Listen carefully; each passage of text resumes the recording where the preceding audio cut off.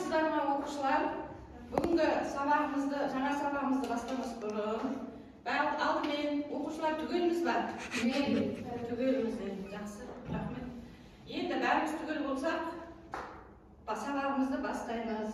Өткен сабақты кәнекей мектепке дейінгі музыкалық білім беру тақырыбынан қайталап жіберейікші балалар. Қазір мен сұрақ қоямын, сол сұраққа жауап береміз. Және жауап берген оқушыларды мынандай смайликтерменен бағалаймын. Түсінікті ме? Мектепке дейінгі музыкалық білім беру қызметі нені игеруге көмектеседі? Кәне кім айтады екен?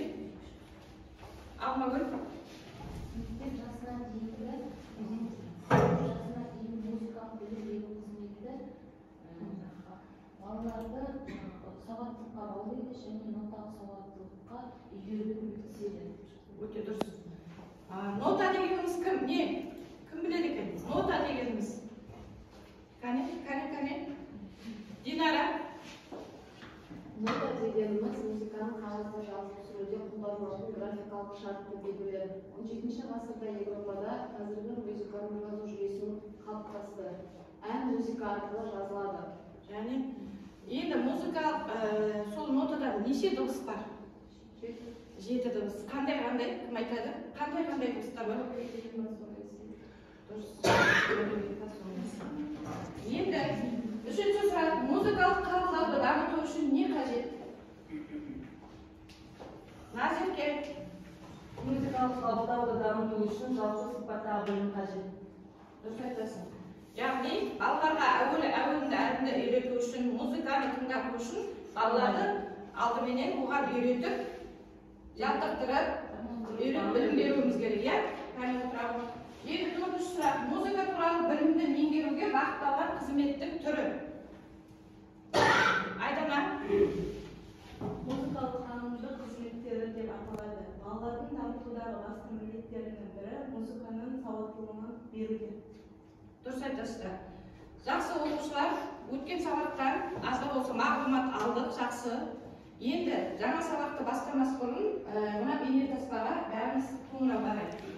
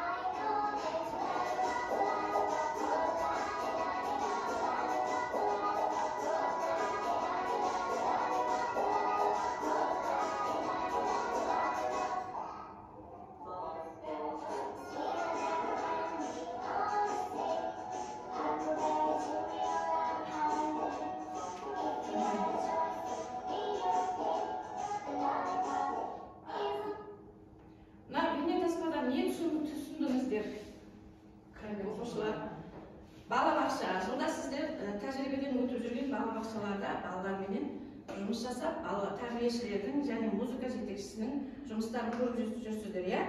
Сол сияқты мінекей балабақшада барлық уақытта қандай болсын таңертең келгеннен, ертеңгілік жаттығудан бастап біздер не қолданамыз?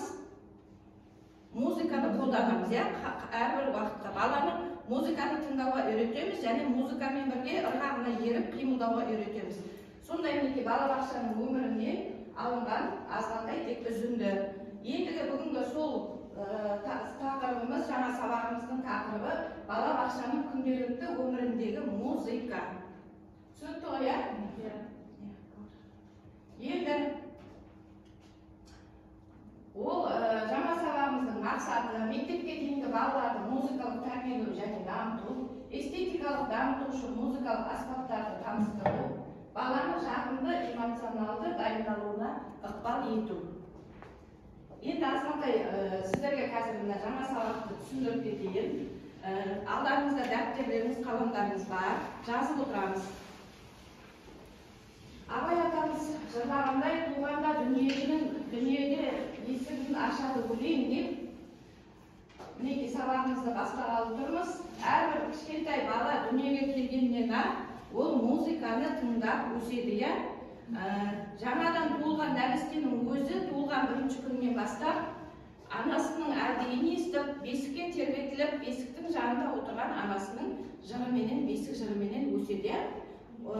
Және ол балаларға арналып, ең кішкентай кезінен бастап әртүрлі ырымдар жасалынады. Ол ырымдар, мысалы, шілдеқана, бесікке салу, қырқынан шығару, соның барлығында музыка қолданылады ма?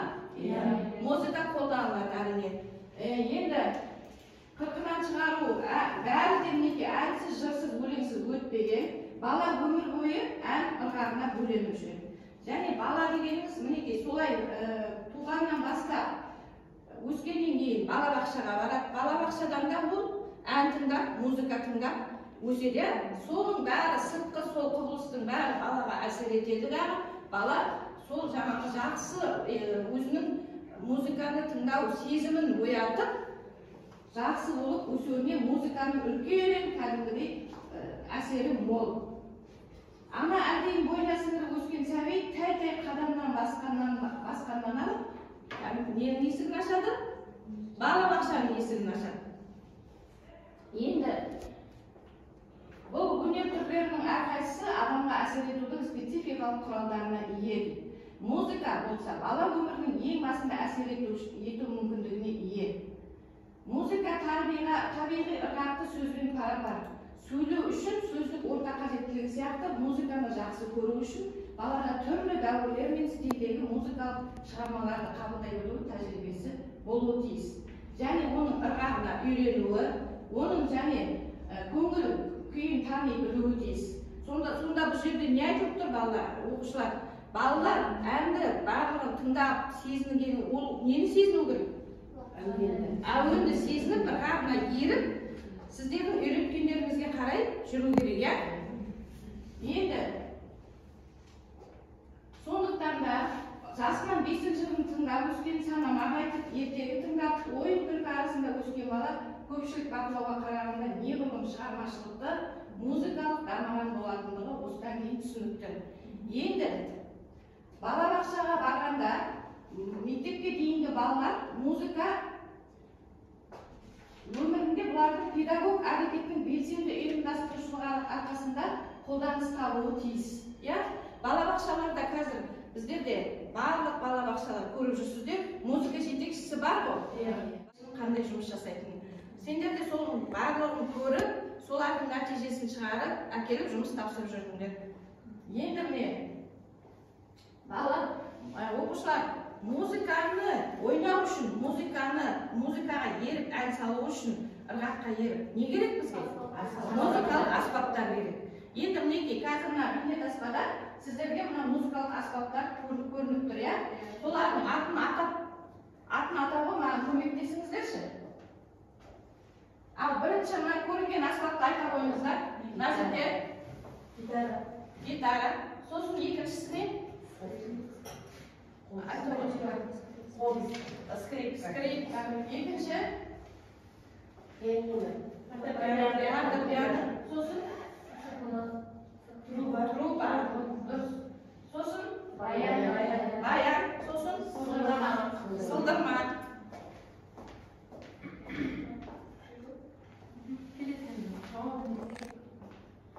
Енді мына айтқандарыңыз дұрыс па, дұрыс емес па? Қазір жауабын тексереміз.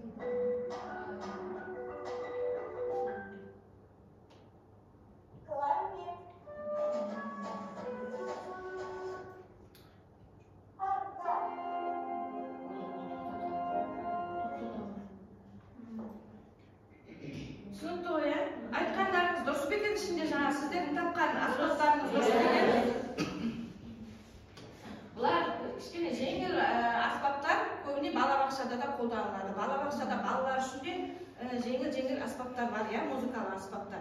Енді бұдан да бөлек, бұл тек аспаптардың ғана бөлігі көріп отырғанымыз, бұдан да бөлек үлкен шығармаларда, үлкен оркестрлерде ойналатын, әлі де музыкалық аспаптар жиынтығы көп.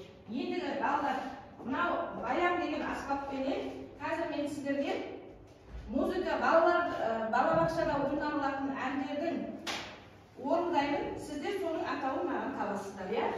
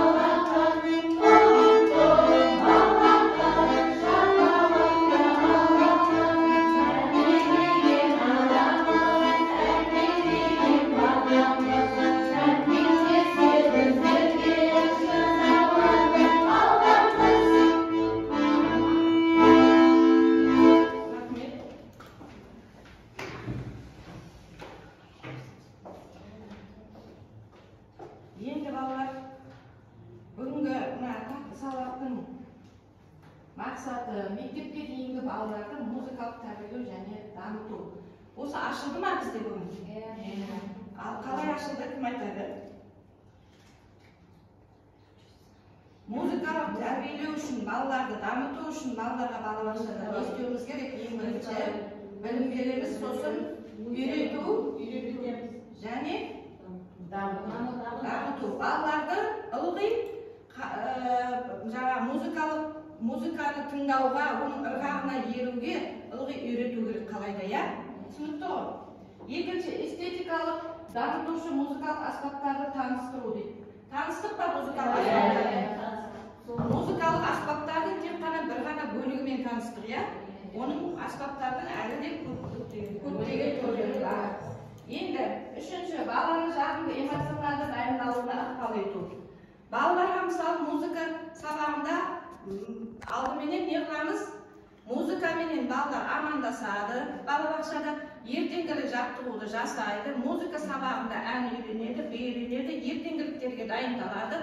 Соның барлығында біз балаларға алдымен нені үйретеміз? Өз-өзін әдемі ұстауды, және мына музыканың ырғағына еруді, сосын оны әдемі тыңдағаннан кейін балаларға не істетеміз? Қол соқтырамыз, қол соғып қошемет көрсетуді үйрету. Соның барлығына сіздер мінекей болашақ тәрбиешілер үлкен себепші боласыздар, я? Енді бүгінгі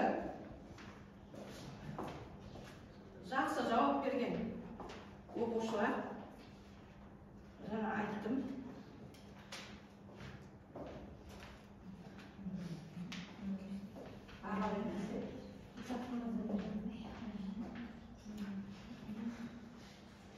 Енді үй тапсырмасын жазып аламыз бәріміз. Бүгінгі жаңа тақырып бойынша балабақшада қандай музыкалар пайдаланамыз, сол туралы жазып келеміз. Және музыкалық бір азғана шығарманың жаңағы кішкентай бөлігін жазып әкеліп көрсетеміз. Түсінікті ме? Түсінікті ғой, жазыңыздар ғой тапсырмасын. Енді жаңа бағаланған оқушылар көрсете қойыңыздар смайликтеріңізді. Өте дұрыс. Динара, Алмагүл, мінекей, Айдана, Назерке. Барлығыңызға көп-көп рахмет. Жақсы деп бағаланған оқушылар бар ішінде, өте жақсы деп бағаланған оқушылар да бар. Көп-көп сіздерге бүгінгі сабаққа қатысқандарыңыз үшін рахмет.